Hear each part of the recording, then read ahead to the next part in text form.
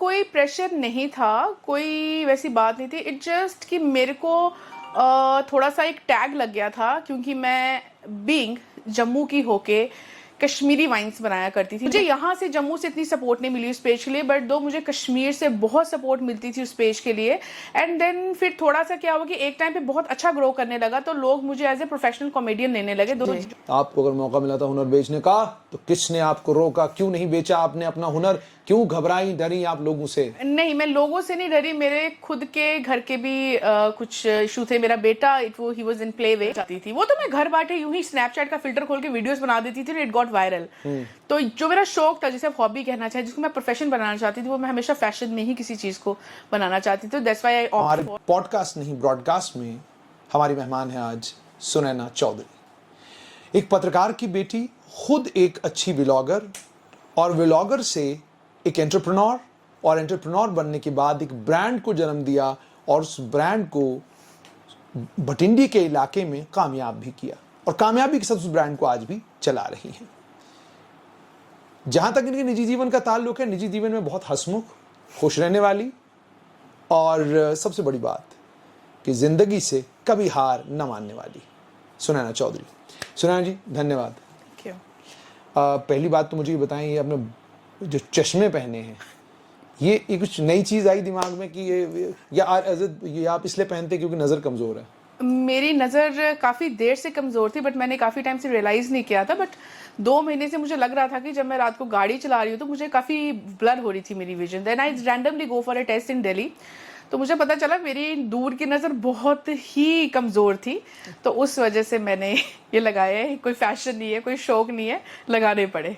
अच्छा, मुझे बताइए, एक पत्रकार की बेटी, और वो भी बहुत बड़े पत्रकार, हरबंस नागोकी जी की आप सुपुत्री हैं, आप एंटरप्रेन्योर बनी, बहुत कामयाबी के साथ अपना आपने अपना वो वेंचर भी चला रही हैं।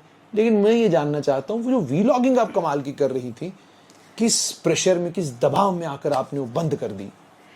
ऐसा कोई प्रेशर नहीं था, कोई वैसी बात नहीं थी। इट जस्ट कि मेरे को थोड़ा सा एक टैग लग गया था, क्योंकि मैं बीइंग जम्मू की होके कश्मीरी वाइन्स बनाया करती थी ना, कश्मीरी एक्सेंट। तो उस वजह से थोड़ा सा तो ऐसी कोशिश करन, हाँ, थोड़ा थोड़ा कारण क्वेश्चन मंस का थोड़ा थोड़ा, और वैसे एक्सेंट में मैं बात किया करती थी, तो जम्मू वालों को थोड़ा सा वो ठीक नहीं लगा। तो मुझे यहाँ से जम्मू से इतनी सपोर्ट नहीं मिली उस पेज के लिए, बट दो मुझे कश्मीर से बहुत सपोर्ट मिलती थी उस पेज के लिए।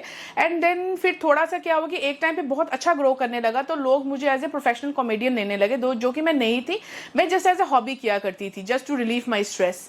तो इसलिए फिर मैंने बीच में सोचा कि नहीं, अब नहीं, क्योंकि वो चाहते थे मैं वो लाइन हट के इस पे बात करूं। मैं मन से बनाया करती थी, मैं किसी पॉलिटिकल इशू या किसी घरेलू इशू या कोई भी इस इशू पे नहीं बनाया करती थी।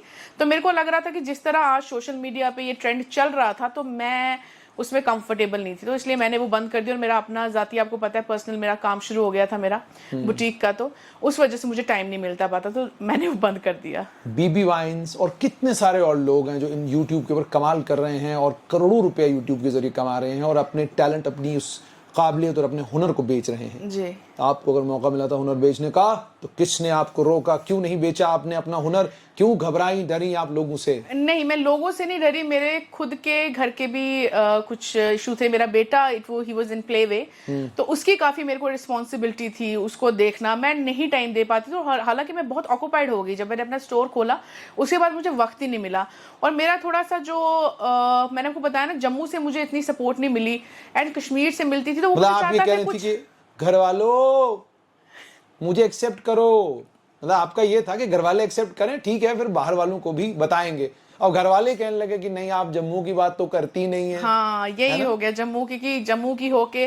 तो अपनी देखो, कला जो होती है, वो सब कहते हैं मेरे अंदर एक टैलेंट था, ऐसे वाइन्स बनाना, वो कॉमेडी वाइन्स बनाना। तो लेकिन उस पर प्रेशर डाला जाए कि नहीं आप इसमें बनाओ, उसमें बनाओ, फिर उसमें थोड़े से हम प्रेशराइज हो जाते हैं। तो इस बेटर जब मुझे अपने दिल की नहीं करने दी गई, तो मैंने बंद कर दिया। अच्छा, फिर आपने बंद कर दिया।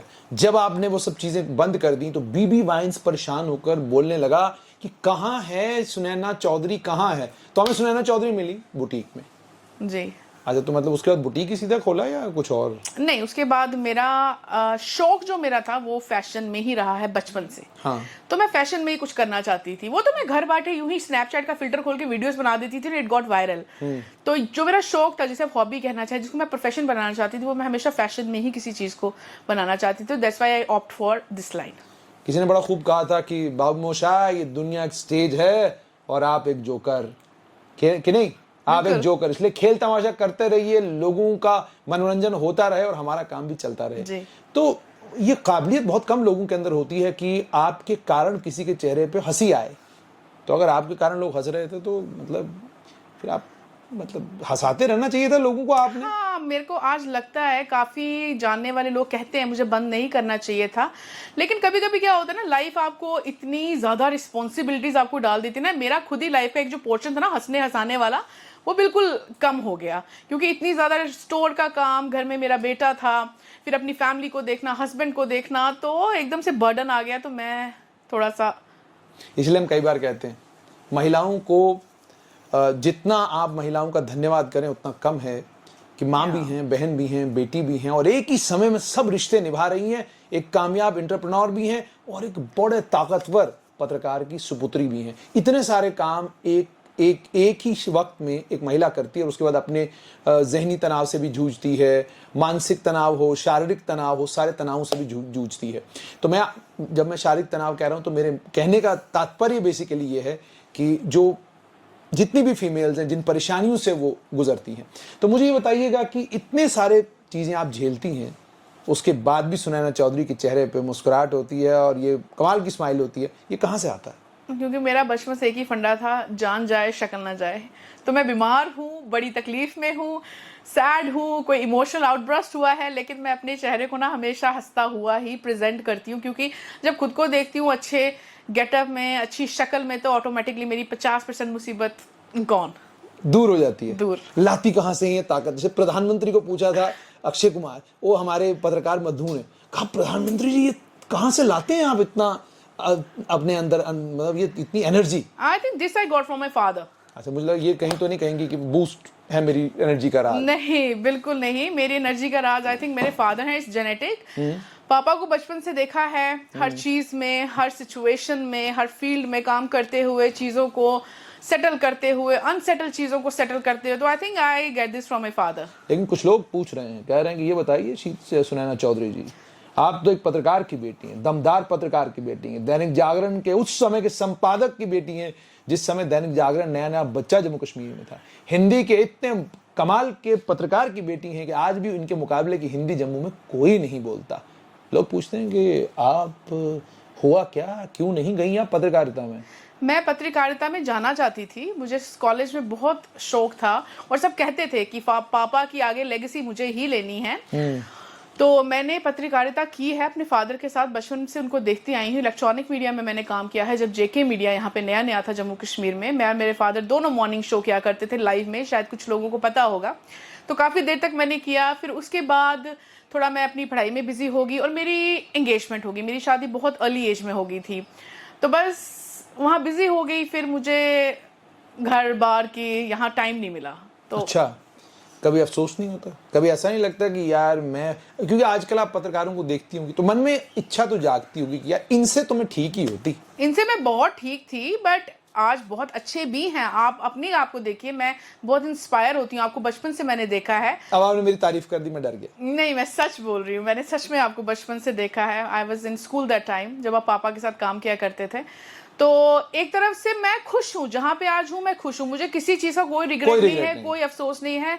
जहां मैं हूँ, जहां मुझे ऊपर वाले ने मेरे लिए जगह बनाई थी, मैं वहां हूँ, वहां पहुंच गए। अच्छा, मुझे सुनैना जी ये भी बताइएगा कि पिताजी के साथ जब आप कभी बैठती हैं और वो अपने अनुभव आपको बताते हैं, या कभी देखते हैं कि आपके पिताजी हैं डॉक्टर फारूक अब्दुल्ला मिलने आ रहे हैं, आपके पिताजी हैं एलजी साहब मिलने आ रहे हैं, सब मुलाकातें हो रही हैं, मन में नहीं आता कहीं यार मतलब मैं भी कर लेती कुछ इस तरह का, तो मतलब मेरे पास भी सारे लोग आते और ये प्रॉक्सिमिटी होती है, पावरफुल होती है, क्योंकि आजकल you know the younger generation wants power and more fame, power. money, क्या है जुनैद भैया, हमने बचपन से ही फारूक साहब को, यहाँ के जितने भी रिप्यूटेड ऑफिसर्स है, पॉलिटिशियंस को घर में आते जाते देखा है। तो वैसी इच्छा नहीं थी कि लाइफ में कुछ चाहिए। वैसा कुछ था ही नहीं। अब पापा के साथ हम देखते हैं, yes I am very proud of him, उनके साथ जब वो चलते हैं, जब उनकी फोटोज आती हैं विद सम बिग डिग्निटरीज, तो मैं व्हाट्सएप पे डीपी लगाती हूँ, मुझे बहुत खुशी होती है, बहुत प्राउड होता है। लेकिन ऐसा मेरा कुछ नहीं था कि मेरे को फेम चाहिए। वैसा होता तो मैं अपना ज़ारा का पेज कभी छोड़ती नहीं। मुझे लोगों ने बहुत प्यार दिया था, जिसके लिए आज लोग तरसते हैं, एक लाइक के लिए, एक फॉलो के लिए, एक सब्सक्रिप्शन के लिए। तो वैसा कुछ नहीं था, मैं बहुत सेटिस्फाइड हूँ। हमारे पास फॉलोअर्स की कोई कमी नहीं थी। तुम आज एक एक के लिए तरसते हो, हमारे पास तो लाख होते। ये भी है। अच्छा, मुझे ये बताइएगा कि उसके बाद आपके जीवन में एक परिवर्तन आया, आप माँ बनी जी। और अब आपके सुपुत्र हैं और कमाल है वो भी। तो माँ बनने का अनुभव कैसा था? मेरे जब से मैं माँ बनी हूँ तब से ये 9 साल मेरी जिंदगी में कैसे गुजर गए मुझे कुछ आइडिया ही नहीं है। अच्छा, नहीं पहले पता 3 चला। साल तो उसको सुलाने में गुजर गए। सुलाने में नहीं, he was a very kind of a child. बहुत बिल्कुल तंग नहीं किया उसने, बिल्कुल भी नहीं तंग किया। फिर जब स्कूल जाने लगा, मतलब मुझे बिल्कुल ऐसे लगता है कि जैसे एक पलक झपकी, तो इतने 9 साल एकदम से ना विद अ विंक ऑफ आई ऐसे गुजर गए, कुछ पता नहीं चला। हाँ, चेंजेस बहुत आए, आई एम मोर रिस्पॉन्सिबल। कुछ भी करने से पहले बेटे का सोचती हूँ, कहीं जाने से पहले बेटे का सोचती हूँ, आने का टाइम, मतलब घड़ियों को ज्यादा देखती रहती हूँ, उसके स्कूल का टाइम, उसके उठने का टाइम, वापस आने का टाइम। बहुत चेंजेस होते हैं जो एक हर मदर एक्सपीरियंस आज करती है। एहसास हो रहा है? हो रहा है ऐसा पता चल रहा है? हो रहा है कि वो, और मैं इसलिए आपसे पूछ रहा हूँ कि बहुत सारे बच्चे हैं जो किसी वक्त झड़क देते हैं अपनी माँ को, क्या किया आपने हमारे लिए, अपने पिताजी को बोलते हैं क्या पता है आपको, जानते कुछ नहीं हो आप दुनिया के बारे में। इस शब्दावली, इस बदतमीजी के साथ बहुत सारे बच्चे अपने माँ बाप से बात करते हैं। आप तो, मैंने आपको देखा है, आपका व्यवहार देखा है, जैसे आप अपने पिता के साथ होती है ना, मैं तो बहुत सारे लोगों को रिकमेंड करूंगा कि अगर आपने अपने पिता को आदर सम्मान देना है और प्रेम देना है और अपने पिता को महसूस करवाना है कि हम गौरवान्वित हैं कि आप इतने बड़े पत्रकार हैं, तो आप सुनैना चौधरी के पास आइए ट्यूशन लेने के लिए। तो मुझे ये बताइए, क्या कहेंगे उन बच्चों के बारे में अब जब आप माँ खुद बनी है? पता चल रहा है कि कितनी परेशानी उठाई है आपकी माँ ने। परेशानी होती, मैं कहती हूँ ना, जब तक आप उस रास्ते से खुद नहीं गुजरो आपको नहीं पता चलता है। हालांकि हमने ऐसे अपशब्द अपने पेरेंट्स से कभी यूज नहीं किए, लेकिन हाँ, मैंने पहले कहा, लेकिन हाँ, मुझे एहसास नहीं था कि being mother and being father is too tough.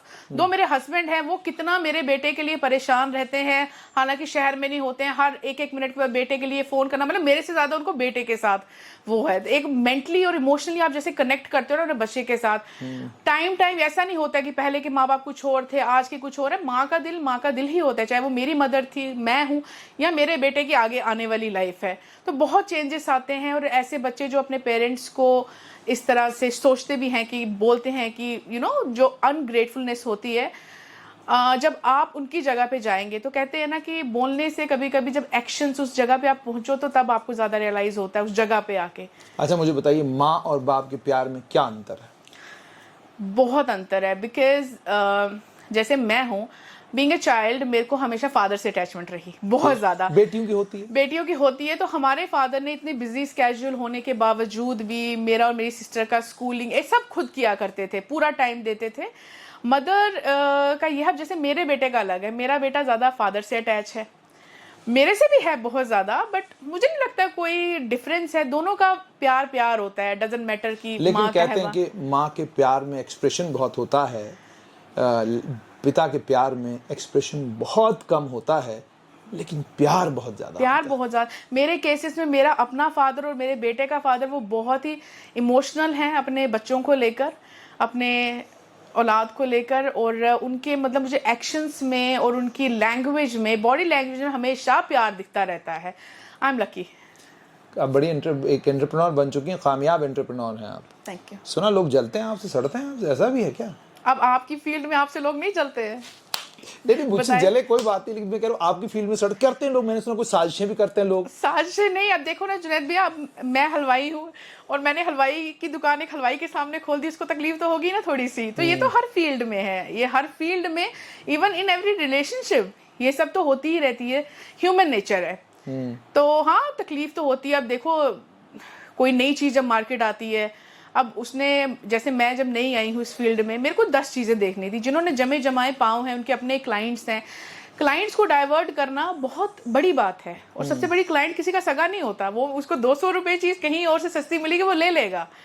तो आसपास के लोगों को तकलीफ तो होती है, क्योंकि मेरा आपसे एक्सपीरियंस शेयर करूंगी, जब मैं नई नई वहां गई थी तो काफी लोग वहां बठिंडी में, आपको पता है, काफी लोग नकाब बांध के, बुर्का बांध के, और इवन किसी चलते फिरते आदमी को, लड़की को भेजा करते थे, फलाने सूट का रेट पता करके आओ, उसका फैब्रिक चेक करके आओ, ऐसे ही ना, मतलब उस चीज के लिए तो मुझे बहुत हैरानी होती थी, क्योंकि मैंने कभी ये वाले काम किए ही नहीं है। मुझे इवन ये भी नहीं पता कि मेरे स्टोर की बाहिनी साइड कौन है, दाहिनी साइड कौन है, अपने काम से मतलब। लेकिन एक मज़ेदार चीज़ और भी होती थी, पहले होती थी, अब नहीं होती आजकल, और आप जिस तरह की तबीयत आपकी, उसमें तो पॉसिबल ही नहीं है वो। फिर जब बंदा थोड़ा सा मतलब तबीयत आ जाती है तो बंदा आ जाता है बाहर, ओ भाई क्या चक्कर है, समझ आ रहा तुम्हें? नहीं, मैंने यहाँ पे दुकान खोली है, रोज आके स्यापा डालते हो यहाँ पे। कभी कोई ऐसा टाइम आया? कभी नहीं, कभी। You have been very calm and very cool. Yes yes, always.